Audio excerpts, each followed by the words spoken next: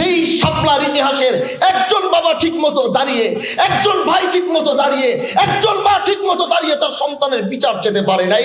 এরকম 17 বছরের জিনজালে আমাদেরকে আবদ্ধ করে রাখা হয়েছিল।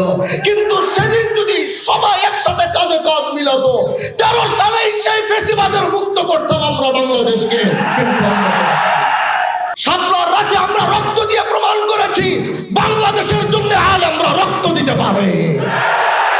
আমরা এই শাপলাকে সারা জীবন ধারণ করে রাখবো বাংলাদেশের স্বার্থে, দেশের স্বার্থে, ইসলামের স্বার্থে। যখনই প্রয়োজন হবে এই শাপলা তখনই দাঁড়িয়ে ইসলামের পক্ষে আওয়াজ তুলবে। যেই সময়টার কথা চিন্তা করে দাঁড়িয়েছি আজও মনে পড়ে সেই দিনটা। মাদ্রাসায় পড়তাম তখন, সবাই সেই শাপলার দিকে গিয়েছিলাম। তখন বয়সও খুব কম ছিল। যাওয়ার সময় বাসার থেকে বাবা মা বলল যে যাচ্ছ যখন, ওইখানকার মানুষগুলো না খেয়ে আছে, তুমি যাওয়ার সময় পানি বিস্কুট কিছু পারলে নিয়ে যাও। তো একটা ভ্যানে করে কিছু বিস্কিট কিছু পানি নিলাম, যাচ্ছিলাম। রাস্তায় মানুষ আমাদেরকে ধরে ধরে বলছে, কেউ এসে পানির বোতল দিচ্ছে, কেউ এসে বিস্কিটের প্যাকেট দিচ্ছে। যে এক মায়া দেখেছিলাম। তখন এই দেশের মানুষ যারা আমাদের মতো আলেম সমাজ, ছাত্র সমাজ ওই সময় দাঁড়িয়েছিল,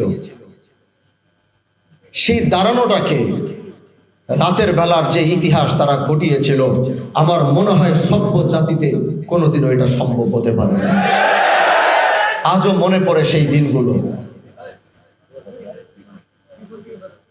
এজন্য আমি বলি যে জুলাই গণ অভ্যুত্থান হয়েছে। এই জুলাই গণ অভ্যুত্থানে শহীদের বাবা মারা দাঁড়িয়ে তারা বলতে পেরেছে যে আমি আমার সন্তানের বিচার চাই। মা দাঁড়িয়ে বলেছে আমি আমার সন্তানের বিচার চাই, বাবা দাঁড়িয়ে বলেছে আমি আমার সন্তানের বিচার চাই, ভাই দাঁড়িয়ে বলেছে আমি আমার ভাইয়ের বিচার চাই, বোন দাঁড়িয়ে বলেছে আমি আমার ভাইয়ের বিচার চাই।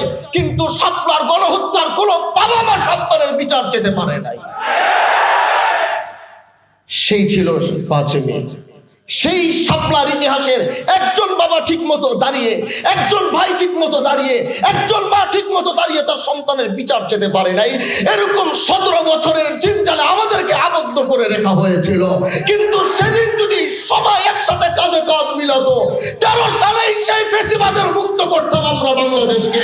কিন্তু এজন্য প্রিয় ভাইরা আমার, প্রিয় ভাইরা আমার, প্রিয় ভাইরা আমার, এই শাপলা আমরা ধারণ করি।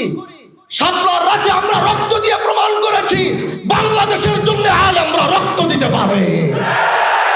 আমরা এই শাপলাকে সারা জীবন ধারণ করে রাখবো বাংলাদেশের স্বার্থে, দেশের স্বার্থে, ইসলামের স্বার্থে। যখনই প্রয়োজন হবে এই শাপলা তখনই দাঁড়িয়ে ইসলামের পক্ষে আওয়াজ তুলবে।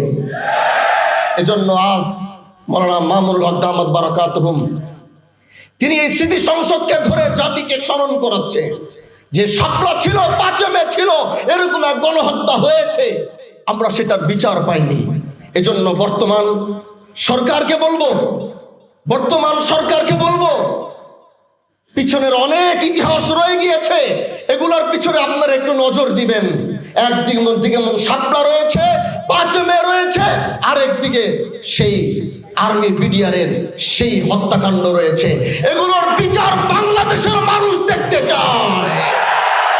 এই বিচার যদি না করতে পারেন তাহলে তারা মনে করবে, তারা সেটাই ধারণা করবে আপনারা ব্যর্থ হয়েছেন, আপনারা সেটা পারেন নাই।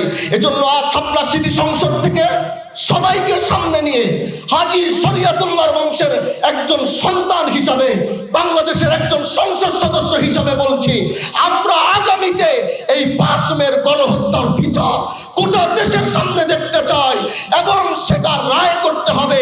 সেই রায়ের বাস্তবায়ন বাংলাদেশের আলেম সমাজ, ছাত্র সমাজ, সর্বস্তরের মানুষ দেখতে চায়। কি বলেন ইনশাআল্লাহ? 5 মে রাতে আপনারা কারা কারা ছিলেন? হাত তুলেন দেখি তো। আপনাদের অনুভূতিগুলো কি মনে আছে? 5 মে রাতে আমি ওখানে ছিলাম। আমি ওখানে সারা রাত যেদিক দিয়ে গুলি যাচ্ছে সেই দিকে আমাদের সবার, আপনাদের আমার একসাথে যেদিকে গুলি চলছিল সেদিকে আমাদের দৌড় দেওয়া লেগেছিল। আমরা জানি কি পরিমাণ মানুষ তারা হত্যা করেছে। আমি নিজেও একটা দীর্ঘ সময় লাশের উপর হেলান দিয়ে বসেছিলাম। এরকম একটা সিচুয়েশন ওখানে ছিল। এটা আপনারা দেখেছেন, আমরা দেখেছি, আমরা সাক্ষী। 5ই মেতে গণহত্যা হয়েছে কিনা, কত মানুষ মারা গিয়েছে কিনা, আপনারা সাক্ষী, আমরা সাক্ষী, আমরা দেখেছি, আমরা ওখানে লড়েছি।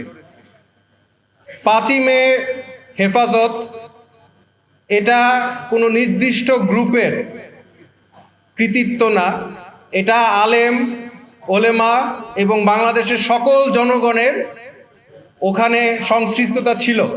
আমরা সবাই ওখানে সারা রাত যুদ্ধ করেছি, সারা রাত আমরা জীবন দিয়েছি। আমরা জানি, আমি অ্যাটলিস্ট একজন বিশ্ববিদ্যালয়ের ছাত্র ছিল সেখানে বুয়েটের, যে শহীদ হয়েছে। প্রচুর আলেম ওলামারা শহীদ হয়েছে, কিন্তু আমরা এটার কোনো বিচার কখনো পাইনি, এটা স্বীকৃতিও পাইনি। আমরা মানুষ মারা গেলে, মানে মানুষ একটা নাম্বার হয় যে ঠিক আছে এতজন মানুষ মারা গেছে, 300 জন মানুষ, এই 300 জনের একজন আমরা। এই সংখ্যাটাও, পরিষ্কার সংখ্যাটাও কোনো রিসার্চের মধ্যে এখন পর্যন্ত বের হয়ে আসে নাই। তো আমরা যে একটা সংখ্যা, সেই সংখ্যাটাও আমরা এই পর্যন্ত পাই নাই, আমাদের পেতে হবে। যদি 5/24-এর গণ অভ্যুত্থান একটি গুরুত্বপূর্ণ বিষয় হয়ে থাকে, একই সাথে 5ই মে একইভাবে গুরুত্বপূর্ণ, কারণ ওখান থেকেই আন্দোলনের শুরু। 5ই মেতে আমরা যদি আন্দোলন সংগ্রাম না করতাম তাহলে 24 কখনো হতো না। 5ই মের সাথে 24 সরাসরি কানেক্টেড, এবং আমরা চাই এই 5ই মেকে এক স্বীকৃতি দেওয়া হোক রাষ্ট্রীয়ভাবে, যাতে 5ই মে অন্তত আমাদের একটা ছুটির দিন দেওয়া হোক আমাদের শহীদ এবং আহতদের স্মরণে। জি, আসসালামু আলাইকুম। ইতিহাসের এই স্বর্ণোজ্জ্বল অধ্যায়টি আগামী প্রজন্মের জন্য লিপিবদ্ধ হয়ে থাকে যদি কেউ আবারও বাংলাদেশের স্বাধীনতা, সার্বভৌমত্ব নিয়ে, মুসলমানদের আকীদা বিশ্বাস নিয়ে এইরকম ধৃষ্টতা দেখানোর চেষ্টা করে। সেদিন রুখে দাঁড়ানোর জন্য আবারও শাপলার শহীদদের মতো আবার জনতা জেগে উঠবে, সেই রকম একটা পরিবেশ তৈরি করার জন্য ইতিহাসের কাছে কিন্তু এগুলো আমাদের রেখে যেতে হবে। আজকে আমি দেখতে পাচ্ছি অধিকাংশই আপনারা হেফাজতের কর্মী অথবা হেফাজতের নেতৃবৃন্দ। এই বাংলাদেশটা আপনাদের, এই বাংলাদেশের সার্বভৌমত্ব রক্ষার জন্য মনে রাখতে হবে আপনারাই হেফাজতকারী। সেই ক্ষেত্রে এই দেশের মানুষের বিশ্বাসকে ধারণ করা, ভিন্ন মত, ভিন্ন ধর্ম, ভিন্ন সংস্কৃতিকে একসাথে ইনক্লুসিভভাবে নিয়ে এই বাংলাদেশটা আমাদের যারা জনগোষ্ঠী আছে প্রত্যেকের জন্য বসবাসযোগ্য একটা বাংলাদেশ যাতে হয়। কেউ যেন বলতে না পারে আমরা ইনটলারেন্ট, আমরা ধৈর্যহীন, আমরা ভিন্ন মতকে সহ্য করি না, এই ধরনের অপবাদ যাতে আমাদেরকে কেউ দিতে না পারে। বাংলাদেশটা সকলের বসবাসযোগ্য হয়, বাংলাদেশে কখনো গুম এবং ক্রস ফায়ার ফিরে না আসে, বাংলাদেশে আর কখনো শাপলা চত্বরের হত্যাকাণ্ড ফিরে না আসে, আর কখনো নাস্তিক ব্লগারদের উত্থান না হয়। এমন একটি বাংলাদেশ, যে বাংলাদেশ তর করে এগিয়ে যাবে, যে বাংলাদেশ বিজ্ঞান এবং প্রযুক্তিতে উন্নত হবে, যে বাংলাদেশের সমর শক্তি আবারও বিশ্বের 1 নম্বর হবে। আমাদের সায়েন্স, টেকনোলজি, আমাদের এডুকেশন, আমাদের সংস্কৃতি, আমাদের বাণিজ্য সবকিছু এমন বিশ্ব স্ট্যান্ডার্ডের হবে যখন যে একসময় ইংরেজ, ফরাসি, ডাচ যারা বাংলার সম্পদের জন্য, শিক্ষার জন্য, সংস্কৃতির জন্য, স্থাপত্য কলার জন্য বাংলাদেশে আসতো, আবার এই বাংলায় দুনিয়ার মানুষ যাতে ফিরে আসে এবং গর্ব করার মতো একটা বাংলাদেশ তৈরি করতে হবে। সেই বাংলাদেশ আপনারাই তৈরি করবেন।